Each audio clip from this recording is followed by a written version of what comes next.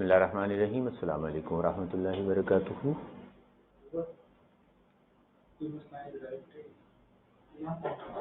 जी, debit credit equal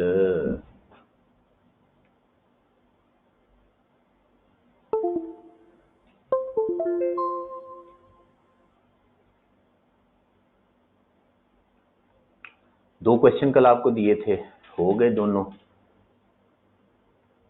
17 और 11 I think so.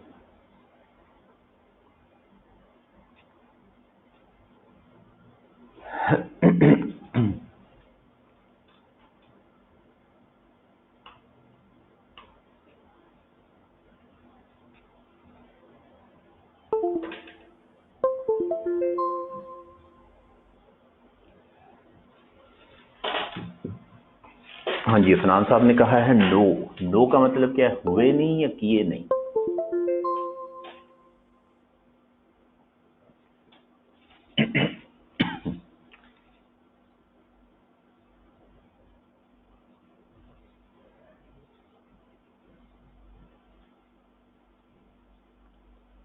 चलिए question number 17 देखते हैं सबसे पहले।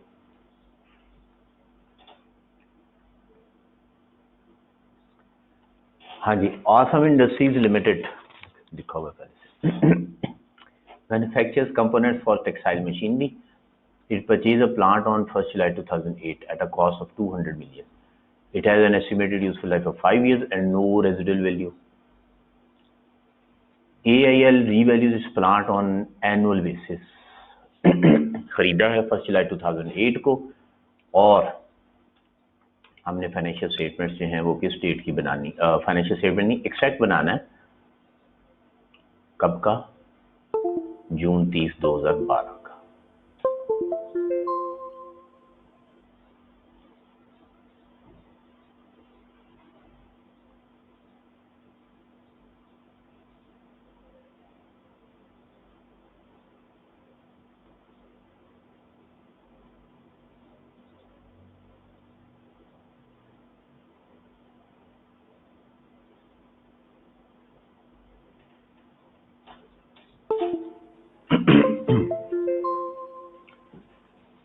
अच्छा जी, इसका मैं बनाता हूँ सबसे पहले वो कार्ड।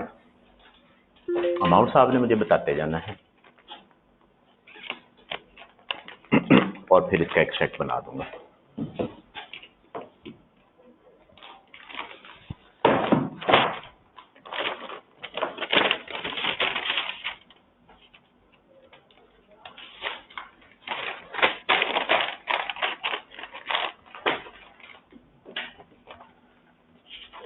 क्वेश्चन नंबर 17 आपके सामने होना चाहिए। मैं अभी जरा इधर से हार्ड कॉपी इसकी निकाल लूँ, सामने रख लूँ। लो जनाब, ऐसा खरीदा था 1 जुलाई 2008 को। क्वेश्चन नंबर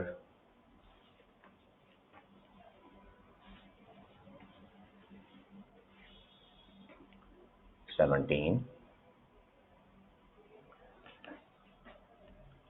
कॉलम हमने कहे थे बनाएंगे date, particulars,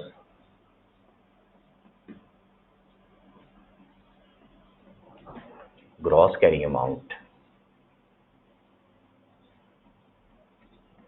accumulated depreciation,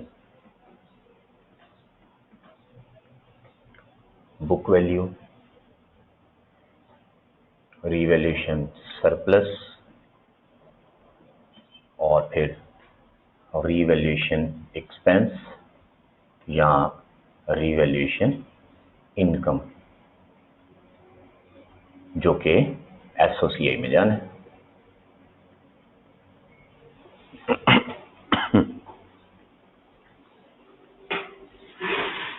asset खरीदा 1 जुलाई 2008 को 1708।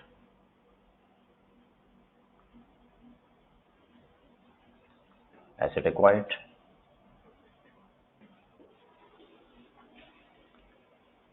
लो जनाब, कॉस्ट दी हुई है 200 मिलियन का खरीद लिया। लाइफ बताई थी 5 साल। स्ट्रेट लाइन मेथड है। 1 जुलाई 2009 को जो है रिवैल्यू कर रहे हैं, तो हम सबसे पहले 30/6/08 पे चलते हैं। डेप्रिसिएशन लगा देते हैं। डेप्रिसिएशन कितनी बनेगी? 200 डिवाइडेड बाय 5, 40 की डेप्रिसिएशन आ गई।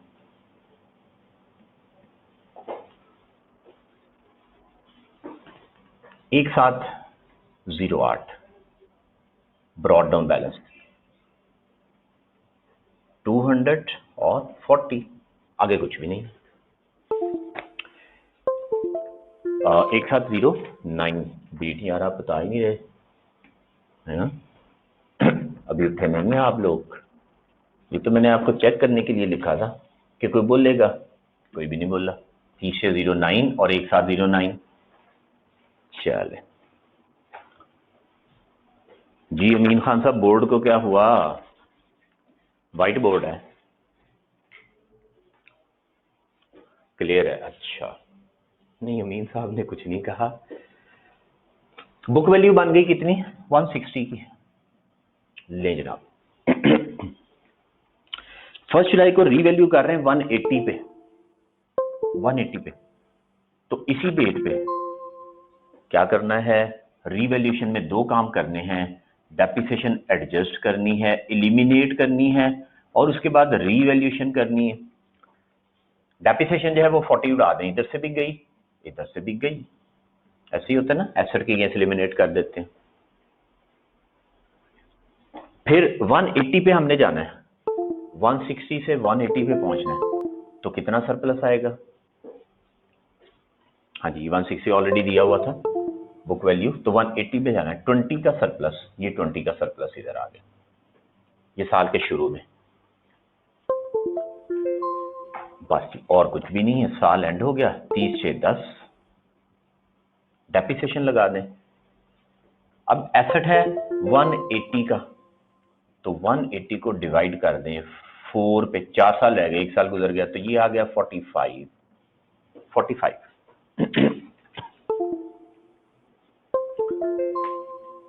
डेप्रिसिएशन ज्यादा लग गई, कितनी ज्यादा लग गई? हाँ जी, कितनी ज्यादा लग गई? 5। तो ये यहां से 5 हमने निकाल दिया सरप्लस से और उसे रिटेन अर्निंग में भेज दिया।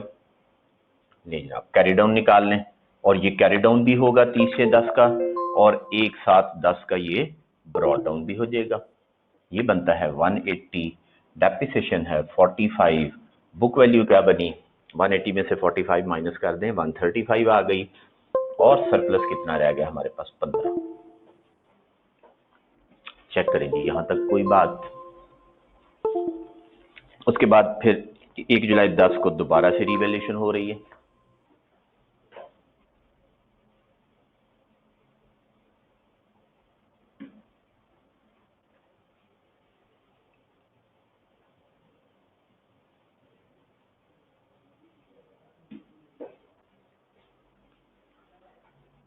लो जी, एक साथ 10 को अब रिवैल्यूएशन करनी है, तो रिवैल्यूएशन से पहले डेप्रिसिएशन उड़ानी।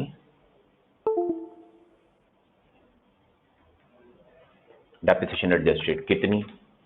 ओहो हो, कह रहे हैं 135 कैसे आया? Wow, gross carrying amount minus accumulated depreciation is equal to 135। ऐसे करते हैं ना, gross carrying amount minus accumulated depreciation. ठीक हो गया। चले, डेप्रिसिएशन एडजस्ट करेंगे, 45 इधर से उड़ा दिया, डेप्रिसिएशन चली गई, और 45 यहां से भी चला गया। 135 को हमने लेके जाना है कितने पे जनाब? हाँ जी, कितने पे लेके जाना है? 108 पे। तो अप जा रहा है, डाउन जा रहा है? जी डाउन। कितना डाउन? 18 माइनस करेंगे, 18 जो है वो डाउन जा रहा है। 135 से 108, ये 18 कैसे बनता है? कमाल लोग हैं यार आप, कैलकुलेटर भी नहीं आप इस्तेमाल करते हैं।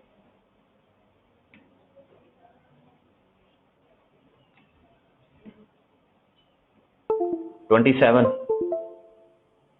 सेवन जो है वो डाउन जा रहा है। अब ये जो 27 डाउन जा रहा है,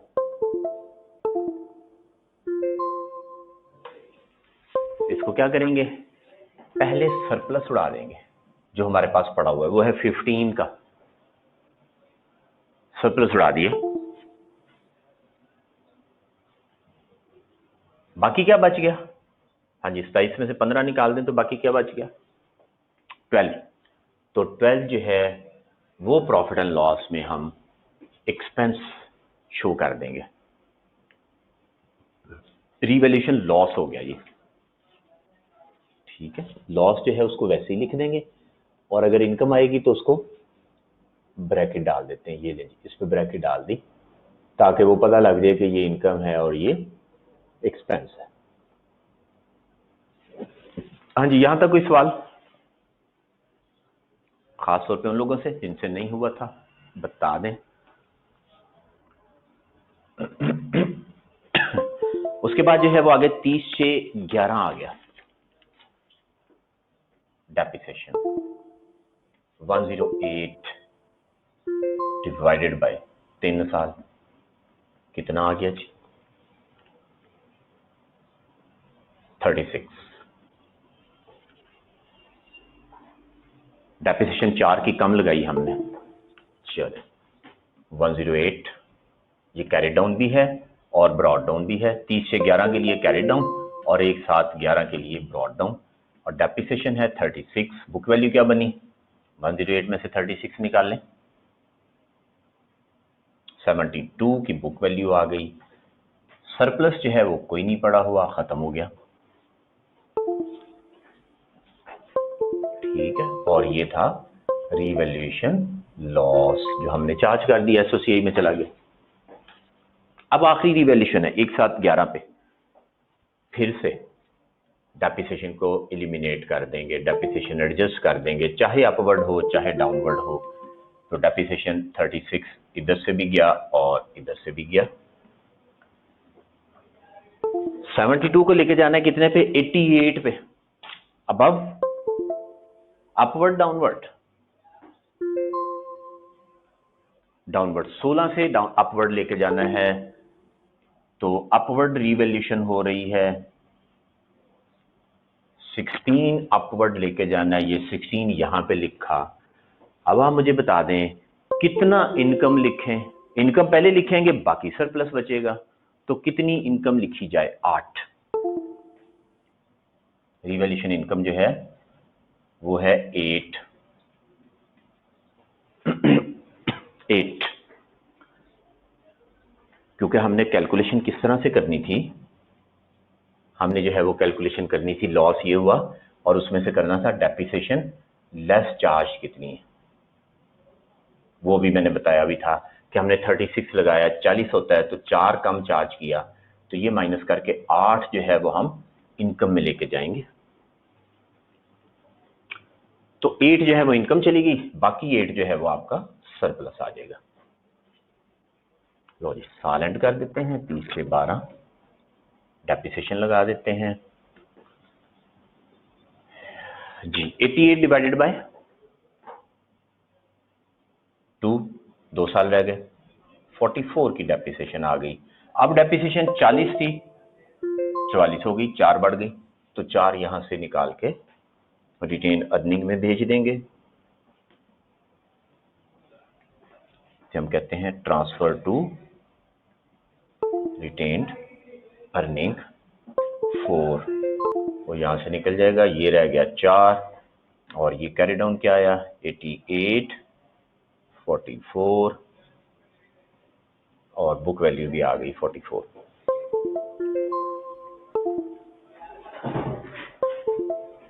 लो जनाब, ये सारा कुछ चेक कर लें और फिर उसके बाद हम बनाते हैं नोट। क्वेश्चन नंबर 17 का कोई सवाल हो, कोई कंफ्यूजन हो, कोई पॉइंट हो तो प्लीज बताइएगा।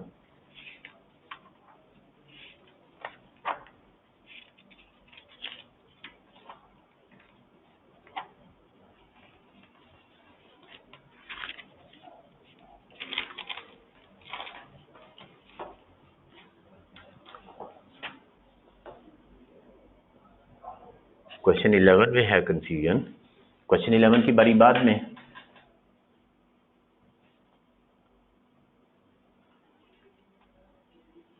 हाँ जी, किसका रिव्यू करवाना है?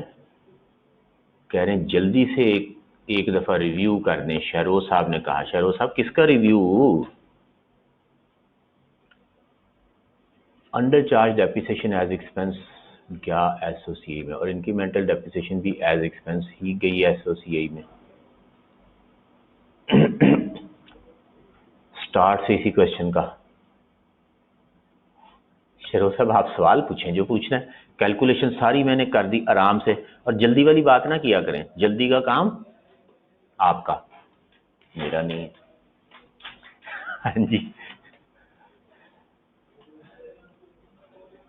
लास्ट लाइन में ट्रांसफर टू रिटेन्ड अर्निंग जो है वो क्या है? ये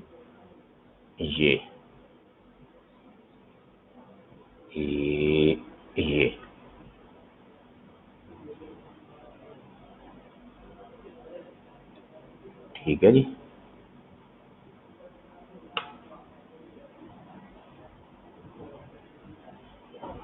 ये कलर जो है ना ये नहीं ठीक, ये ठीक है। चलिए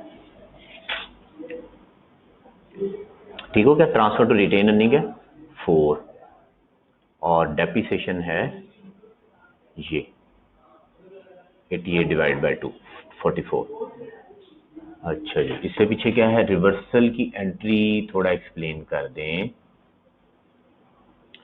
उससे पहले सवाल पूछा गया under charge depreciation as expense गया एसओसीआई में, और इंक्रीमेंटल डेप्रिसिएशन भी एज एक्सपेंस ही गया एसओसीआई में। नहीं जनाब, इंक्रीमेंटल डेप्रिसिएशन जो है, सबसे पहली सादा सी बात ये है कि जो डेप्रिसिएशन हमने लिखी वो एसओसीआई में डाल दी, खत्म हो गई बात, खत्म हो गई बात। हमने डेप्रिसिएशन ज्यादा लिख दी अपवर्ड रिवैल्यूएशन के केस में, जो जितनी डेप्रिसिएशन ज्यादा लिखी अपवर्ड के केस में वो हमने उठा के सरप्लस से रिटेन अर्निंग में भेज दिया। बस इतना सा पॉइंट है। ये यहाँ भी यही आ रहा है, ठीक है। जितना एक्सेस था डेप्रिसिएशन वो उठा के रिटेन अर्निंग में भेज दिया। हाँ जी आकाश साहब सही है। और लेस डेप्रिसिएशन चार्ज जो है वो क्या है कि हमने प्रॉफिट एंड लॉस में 12 डाला था, 4 तो जाना ही जाना था, 8 एक्स्ट्रा चला गया हुआ, जो 8 एक्स्ट्रा चला गया उतना उठा के हमने इनकम में डाल दिया वापस। ये पॉइंट है। 40 पे बात की थी हमने जी, बता दो क्या हो गया।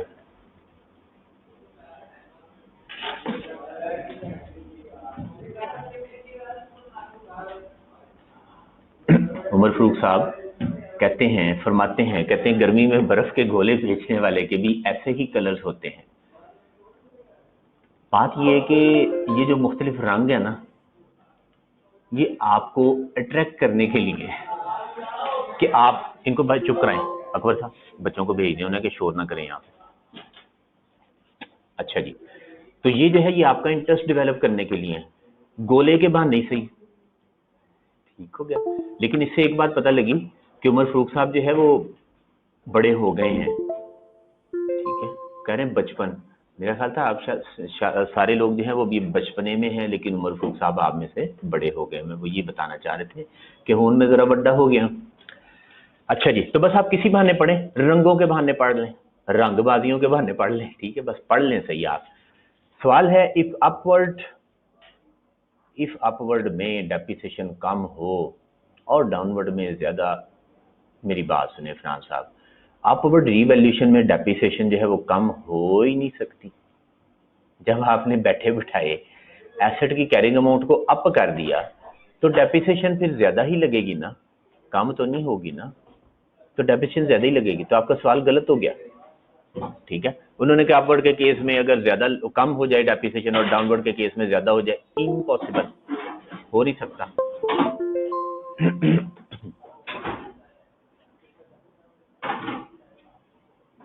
बुक वैल्यू लास्ट में 44 यानी है, ये यहाँ पे फिगर्स लिखी हुई हैं 88 -44, इनको जब माइनस करके नेट ऑफ करेंगे तो क्या आया? 44 आ गया। ये तो जो भी फिगर्स आ रही हैं,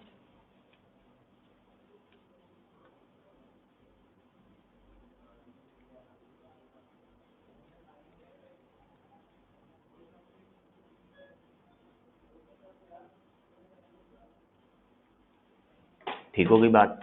चलें अब जरा इसके डिस्क्लोजर करते हैं। क्वेश्चन 14 का कुछ फरमा रहे हैं, वो करते हैं बाद में। ये जो सवाल पकड़ा इसको तो पहले मुका लेना।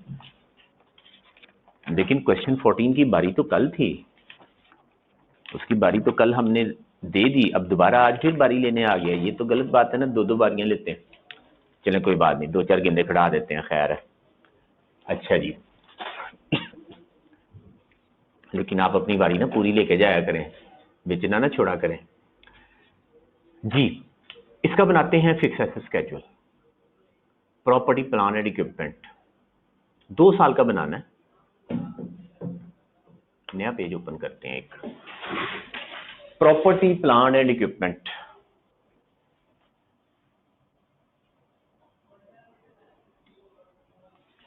हाँ जी, ये वाला कलर ठीक है। ये तो सचमुच गोले वाला रंग बन गया। अच्छा जी तो ईयर कौन सा है? 2012 और 2011। ले जनाब 2012 और 2011। सबसे पहले ये लिख देंगे ग्रॉस कैरिंग अमाउंट, चाहे ये कॉस्ट हो चाहे बुक वैल्यू हो, जो भी हो, ग्रॉस कैरिंग अमाउंट लिखने से फायदा हो जाता है। वट एवर इट इज आ जाएगी, ब्रॉड डाउन आ जाएगा। फिर उसमें हम एडिशन लिखते हैं, अपवर्ड रीवैल्यूएशन भी इसी में डाल देते होते हैं, अलग भी लिख सकते हैं, और इसके साथ ही ओब्लिक डाल के रीवैल्यूएशन लिख दें। ठीक है, एडिशन, रीवैल्यूएशन, उसके बाद जो है वो डिलीशन या एडजस्टमेंट।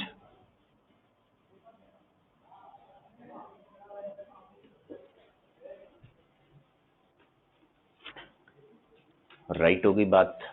आगे चलते हैं। कैरी डाउन बैलेंस आ गया, दोनों सालों का कंपैरेटिव भी बनाना है। फिर डेप्रिसिएशन, और डेप्रिसिएशन कौन सी होती है? Accumulated depreciation. ये एक्यूमुलेटेड डेप्रिसिएशन की मूवमेंट आ जाएगी अब। Brought down for the year, फिर एडजस्टमेंट, वही कोई डेप्रिसिएशन की रिवर्सल हो, कोई डिस्पोजल हो जाए, कैरी डाउन। ये आ गया। और फिर इसके बाद जो है हम बुक वैल्यू कैलकुलेट कर लेते हैं। नेट बुक वैल्यू ये नीचे आ जाएगी। राइट हो गया जी, ये फॉर्मेट है। फिगर्स उठाते हैं यहां से, हमने चलना है। अब जरा मुझे ये बता दें कि जो 2011 है ये बेसिकली हमारे लिए क्या है? स्टार्ट 1/7/10 है ये, और ईयर एंड क्या है? 30/6/11। ये मुराद है 2011 से। और इसी तरह से ये मैं वैसे डेट्स लिख रहा हूं ताकि जरा समझ आ जाए, कोई गलती ना हो। 30/6/12, क्यों जनाब? ऐसे ही है ना कि जो 2011 है वो 1/7/10 से शुरू होगा, 30/6/11 पे जाएगा, और जो 2012 है वो 1/7/11 से शुरू होगा और 30/6/12 पे चला जाएगा। तो 1/7/10, 180 और 45, 180 और 45। तो ये हमने लिख दिया जी, brought down gross carrying amount 180, और यहाँ पे डेप्रिसिएशन के लाभ में लिख दिया 45। अब जो टेबल हमने बनाया हुआ ना उसी से सारा कुछ मिल जाएगा हमें। फिर 45 उड़ाया हमने ये दोनों जगह से, 45 डेप्रिसिएशन भी उड़ा दी और एसेट में भी माइनस। तो ये लें 45, ये इधर एडजस्टमेंट के सामने आ गया माइनस, और यहाँ भी एडजस्टमेंट के सामने आ गया माइनस 45। और उसके बाद है 27 डाउनवर्ड रिवैल्यूएशन, ये 27 ये आ रहा है, और साथ जो है वो 36 की डेप्रिसिएशन आ रही है। तो ये 27 यहाँ पे आ गया डाउनवर्ड, और 36 की डेप्रिसिएशन आ गई। चेक कर लें जनाब, ये फिगर्स लिखी दी उसी टेबल से देख के, उसी कार्ड से देख के जो हमने अभी बनाया। कैरी डाउन निकालेंगे तो ये 108 आ जाएगा, और ये 36 आ जाएगा जो पीछे हमने लिखा हुआ था। अब यही जो कैरी डाउन किए ये ब्रॉड डाउन होंगे 108, और यही 36।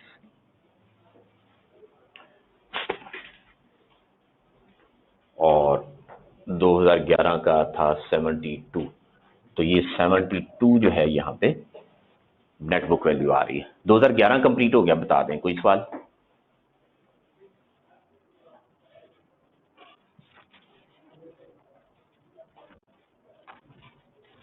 टू 2011 में कोई क्वेश्चन? No question. चले 2012 पे चलते हैं।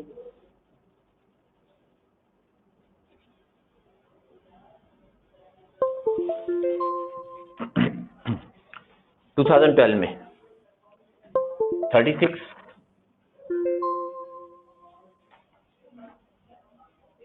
दोनों जगह माइनस, 36 और उसके बाद 16 अपवर्ड रिवैल्यूएशन है और 44 की डेप्रिसिएशन है, तो ये 16 अपवर्ड आ गया और 44 की डेप्रिसिएशन आ गई। लो जी कैरी डाउन कर दें, 88 और 44 ये बन रहा है 88 और 44, नेट ऑफ किया तो ये बुक वैल्यू आ गई। ये पहला काम हमने कर दिया। 27 माइनस क्यों किया 2011 में?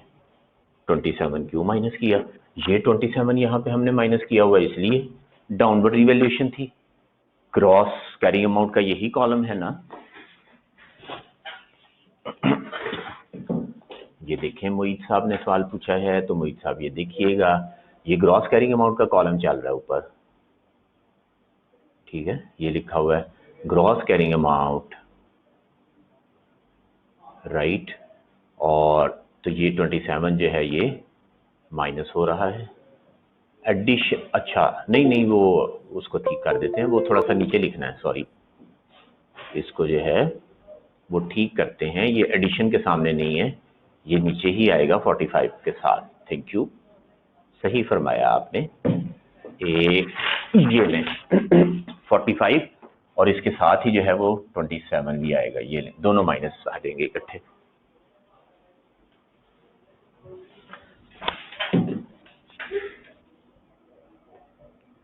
डिलीशन में है, ठीक है, बिल्कुल सही कहा आपने, डिलीशन में आना है 27, इसके सामने यहाँ पे डैश कुछ भी नहीं है, एडिशन।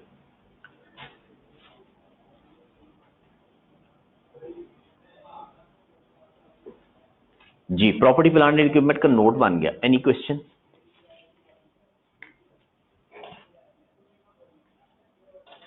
अब ये जो हमने नोट बनाया, ये डिस्क्लोजर भी है, नोट भी है, इसका कोई नंबर होगा, ठीक है, इसका जो है वो कोई नंबर लिखा होगा,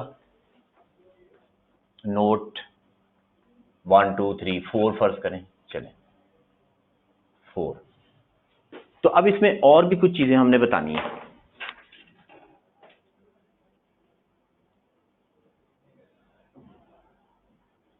क्या क्या बताना है बताएं जी, और क्या डिस्क्लोजर्स होते हैं?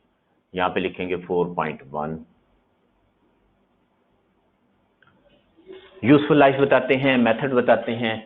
सबसे पहले लिखेंगे ये एसेट कौन सा है, इसका नाम क्या है, machinery,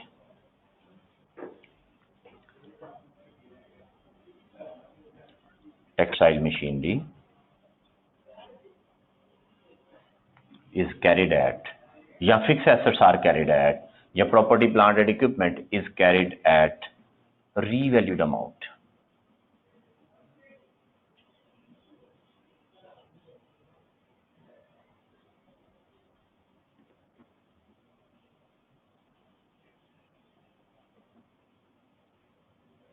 At revalued amount less subsequent accumulated depreciation and subsequent accumulated impairment losses। ठीक हो गया, पहली बात ये लिख देंगे।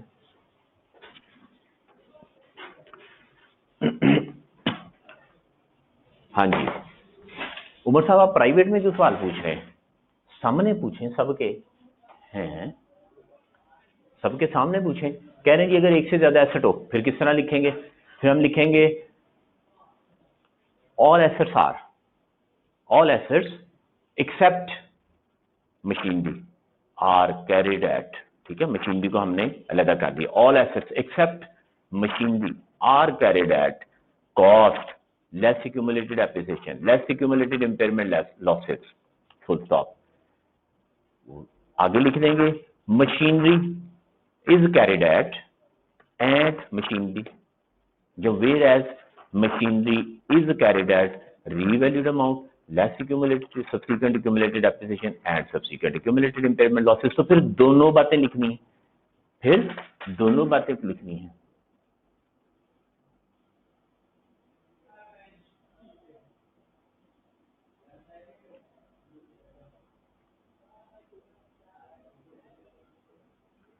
हाँ जी, उमर साहब कहते हैं कल दूसरे सर ने कहा था कि आपने कभी भी पब्लिक चैट में मैसेज नहीं करना, इसलिए। और नहीं जनाब, आप ओपन बातें करें, कोई मसला नहीं है। हमने कोई ख़ास बात करनी है जो छुपा छुपा के करनी है, ठीक है, हमने कोई गलत मैसेज करना है, ठीक है, वो इसलिए कहा होगा आप गंदे गंदे मैसेज करते होंगे, तो उन्होंने कहा होगा प्राइवेट में कर लिया करो यार, दूसरे लोग क्या सोचेंगे। मेरी क्लास में तो आप बहुत अच्छे अच्छे मैसेज करते हैं, तो इसलिए जो है वो ऐसी कोई बात नहीं है। आप सारे बहुत अच्छे हैं, बहुत अच्छे प्यारे प्यारे मैसेज करते हैं। मैं अकेला क्यों खुश हूँ, पूरी फैमिली खुश होनी चाहिए, ठीक है। तो we are just like a family, FR2 एक फैमिली है, ठीक है। वो जितने अच्छे के लिए भी है, 3 महीने 4 महीने व्हाट्सएप पे भी वो फैमिली चलती रहेगी, जब तक रिजल्ट नहीं आता वो ग्रुप कायम रहता है, तो उसमें हम एंजॉय करें। कितनी जिंदगी है यार, बताएं मुझे, कितने 1000 साल हैं जिंदगी के, ये कितने 100 साल हैं। निक्की जी तो जिंदगी है, वो भी बंदा एंजॉय ना करे, एंजॉय किया करें, ठीक हो गया। 4 दिन की जिंदगी है, ठीक है, 3 दिन हो गए सानू पढ़ते हुए, 1 दिन बाकी रह गया बस। अच्छा जी, कह रहे हैं 4.1 की जगह अपनी नंबरिंग, हाँ वो मैंने वैसे ही कर दिया ना। लेट्स से नोट नंबर 4 है, आप उसको लिख लें 6, 6.1, 6.2, आप छोड़ें, ऊपर लिखें नोट, और बना के नीचे वो रोमन 1 2 3 इस तरह लिख लें। वैसे 1 2 3 लिख लें, वो तो वैसे ही मैंने लिख दिया, इससे क्या फर्क पड़ता है। ये कोई ऐसी बातें नहीं है जिसको एग्जामिनर जो है वो माइंड करेगा। हाँ जी, उमर साहब देखा ना, फोन खुल गए ने। कहते हैं जी, वक्त दराज मांग के लाए थे 4 दिन, 2 आरजू में गुजर गए, 2 इंतजार में। हाँ, 2 इस आरजू में गुजर गए कि पेपर जो है वो पास हो जाए, पेपर अच्छा हो जाए, वो दे दिया। फिर उसके बाद 2 दिन इंतजार में रहे कि रिजल्ट अच्छा आ जाए। रिजल्ट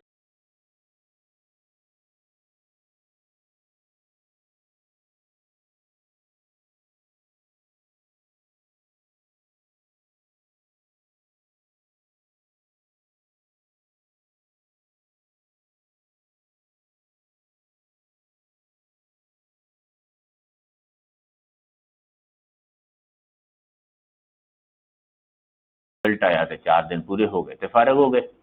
अच्छा जी, अच्छा जी। फ्रांस में कहते हैं आपने ऑल एसेट के केस में कॉस्ट और मशीनरी के केस में रीवैल्यूड, प्लीज डिफरेंस। मोहतरम, जब रिवैल्यूएशन करते हैं तो क्या ऑर्गेनाइजेशन के सारे एसेट्स को रिवैल्यू करते हैं या किसी एक क्लास को रिवैल्यू करते हैं, ये मुझे बता दीजिएगा।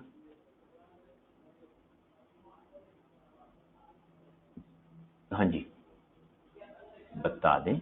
क्लास को करते हैं ना, तो हमने मशीनरी को रिवैल्यू किया, बाकी नहीं किए।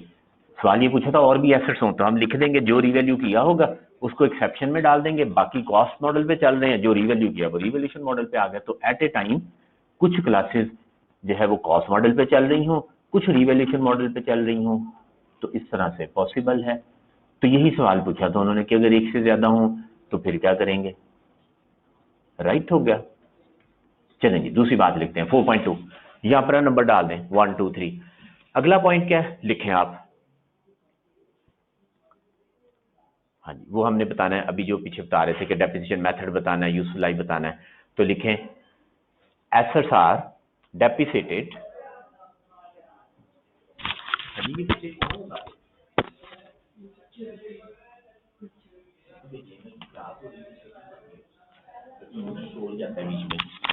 क्योंकि ये जो माइक है ना ये बड़ा सेंसिटिव है, ये तो दूर दूर की आवाज खींच के ले आता है। ये तो पता नहीं, हो सकता है दिल की धक धक भी बच्चे सुन रहे हों। हाँ जी, दिल की आवाज तो नहीं ना आ रही धक धक करके, क्योंकि ये मैंने ऐसे गले में लटकाया होता है। तो ये दिल के भी करीब होता है और इधर से मुंह के भी करीब होता है। वो सुन रहे हैं, या अल्लाह खैर मौला खैर, दिल की बातें सुन लेंगे आप तो फिर क्या बनेगा हैं। ये तो काम खराब है। माइक का कोई और बंदोबस्त करें भाई, इसको सर पे रखें, दिल की आवाज नहीं जानी चाहिए।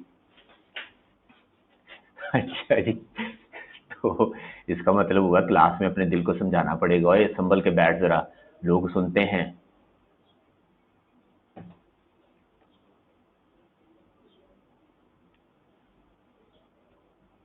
शहरियार साहब कहते हैं आजकल किसकी आवाज आ रही है, बिल्लों की आवाज या बिल्लियों की आवाज?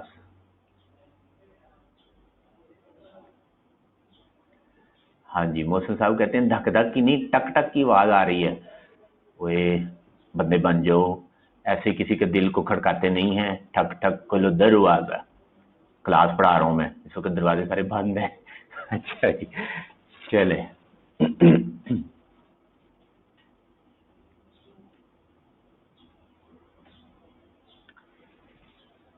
अली जी साहब, आपको कैसे पता लगा?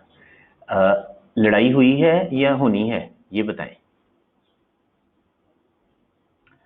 ये मुझे पता है। उमर फारूक साहब कहते हैं लोगों के घर वाले भी सुनते हैं, ये मैंने मैनेजमेंट को भी बता दिया है। मैंने कहा आप एक बंदे से फीस लेते हैं, उत्थे 6-6 बंदे बैठ के लेक्चर सुन रहे होते हैं और मजे कर रहे होते हैं।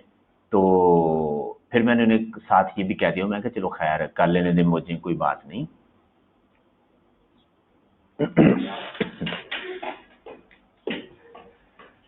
अच्छा जी, लो जी, तो पहली बात लिख दी। दूसरी बात क्या थी? Assets are depreciated over 5 years period of time using straight line method। दोनों बातें लिखी गई। assets are depreciated over 5 years using straight line method। हमने लाइफ भी बता दी, मेथड भी बता दिया, दो बातें हो गई। और क्या बताते हैं? जिसको ये आपको याद हो तो बताते हैं कि बेसिस क्या थी। ठीक है, हाँ रिवैल्यूएशन पे आते हैं अभी। बेसिस क्या थी वो हमने बता दी। फिर उसके बाद हम बताते हैं लाइफ क्या है, मेथड क्या है वो बता दिए। फिर बताते हैं ओपनिंग क्लोजिंग बैलेंसेस क्या हैं, वो सारे बता दिए। और कोई चीज? उसके बाद हम बताते हैं अगर रिवैल्यूएशन की हो कि रिवैल्यूएशन किससे कराई। अब आप लिख लें रिवैल्यूएशन की बातें भी, कि रिवैल्यूएशन वाज डन बाय क्या नाम था सवाल में, पार्टी का नाम दिया हुआ वो नाम लिख देते हैं। By supreme valuation service. ठीक है, लिख लें revaluation was done by supreme revaluation service on July 1 2011। आखिरी डेट जो होती है वो बता देते होते हैं। तो जुलाई 1 2000, हाँ जी बिल्कुल बताना। वो एक गलत बंदों का नाम नहीं लेना। सुप्रीम वैल्यूएशन सर्विस, शरोज साहब शरारतें नहीं करनी। हाँ जी, सुप्रीम वैल्यूएशन सर्विस से जो है वो हमने करवाया, ब्रैकेट में लिख या साथ कॉमा इंडिपेंडेंट वैल्यू, बस काफी हो गया। ठीक हो गई बात। फिर रिवैल्यूएशन हम कब करते हैं? एनुअल हो रही है तो बल्कि उसी में उसमें भी लिख सकते हैं, यहाँ अलग लिखते हैं revaluation is done on annual basis. Annual basis पे करते हैं, साथ उसकी फ्रीक्वेंसी बताते हैं कि कब कब रिवैल्यूएशन हो रही। फ्रीक्वेंसी का मतलब होता है कितने से बाद, तो लिख देंगे revaluation is done on annual basis, ये भी लिख दिया। फिर हम बताते हैं कि अगर रिवैल्यूएशन ना करते तो कैरिंग अमाउंट क्या होती। कैरिंग अमाउंट, फिर आगे क्या बताएंगे? Carrying amount had cost model used. ठीक है, हैड पहले लगा दें तो इसका मतलब होता है कि अगर ऐसा करते, carrying amount had cost model been used.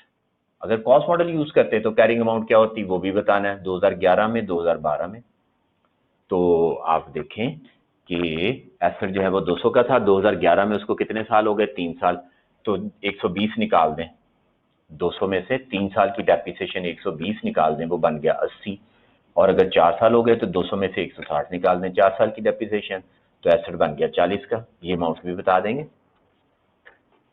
ठीक है, carrying amount had cost model been used, अगर हम कॉस्ट मॉडल यूज करते तो फिर कैरिंग अमाउंट क्या होती, वो ये होती, ये भी लिख दिया। और बता दें जी, और कुछ?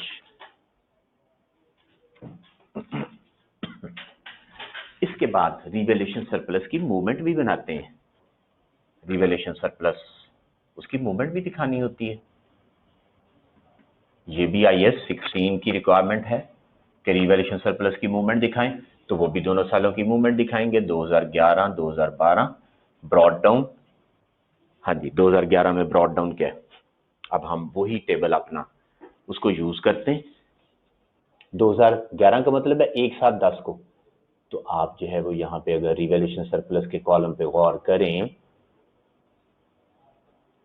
तो ये 15 बैलेंस आ रहा है इसका, ये ठीक हो गया 15, और फिर 15 ही जो है वो एडजस्ट भी हो गया और कैरी डाउन नील हो गया।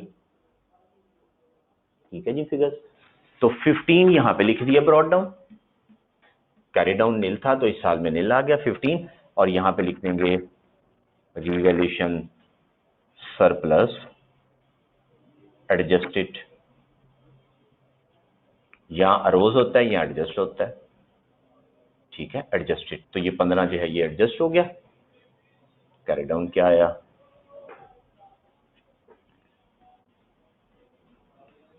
नील, नील को ब्रॉड डाउन कर दिया। ऑडियो में प्रॉब्लम्स, आवाज क्या कट के आ रही है सर जी, ये चेंज करें, आवाज प्रॉब्लम कर रही है। 1 मिनट, माइक चेंज कर लेते हैं, शायद उसकी चार्जिंग दूसरा लगा लेते हैं।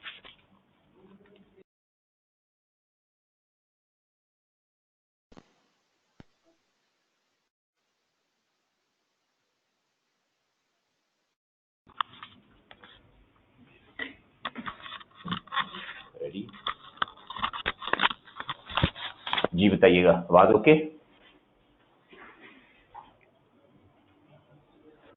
कोई बात नहीं, वो वैसे ही 2 माइक रखे होते हैं, तो क्योंकि क्लासेस चल रही होती हैं वो फिर मैं बीच में चेंज कर दिया करता हूँ। दूसरा आप चार्जिंग पे लगा दिया है और ये माइक जो है वो लगा लिया। अगर आवाज़ ठीक थी तो सही है, कोई मसला नहीं। अब भी तो ठीक है ना? अच्छा जी, अगर प्रीवियस लेक्चर का कोई क्वेश्चन पूछना हो तो क्या तरीका है? जब क्लास शुरू होती है ना तो सबसे पहले आप बताया करें कल वाले पॉइंट में ये मसला है, ठीक है, तो उसको हम डिस्कस किया करेंगे, बस यही तरीका है। आप जो है वो क्लास चल रही हो, आपको 3 दिन पहले वाले लेक्चर में कोई पॉइंट है, कोई प्रॉब्लम है, आप पूछ लें, जी ये बता दें मुझे, मसला हो गया, हम उसको डिस्कस कर लेंगे। ठीक है, तो कोई ऐसा उसमें रिस्ट्रिक्शन नहीं है। वो तो चूंकि सवाल स्टार्ट कर दिया था ना 17, तो कुछ बच्चों ने कहा 14 का बताएं। अब क्वेश्चन 17 कंप्लीट हो जाए फिर 14 को देख लेते हैं, ठीक है, क्योंकि 2 सवाल एट अ टाइम उधर से भी कुछ डिस्कस करें, एक और सवाल चल रहा हो तो वो गिचमिच हो जाता है, गुंजल पड़ जाते हैं। ठीक है, तो गुंजल नहीं ना डालने, इस सवाल को पूरा कर लें, उसके बाद जो है वो फिर क्वेश्चन 14 की बात कर लेते हैं। ठीक है,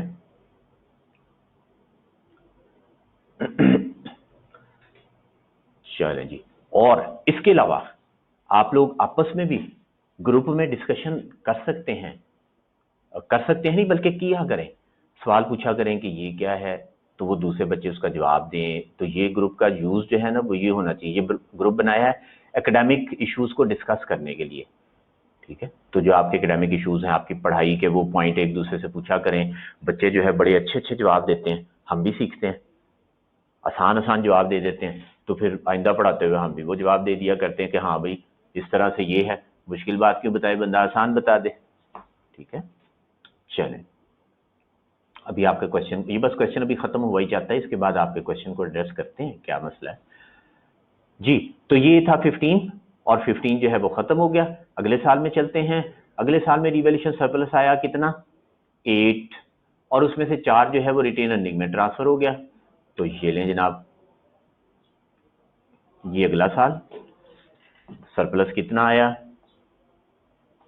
8 अराइज हुआ, ये लिख दिया, और उसमें से 4 जो है वो रिटेन अर्निंग में चला गया।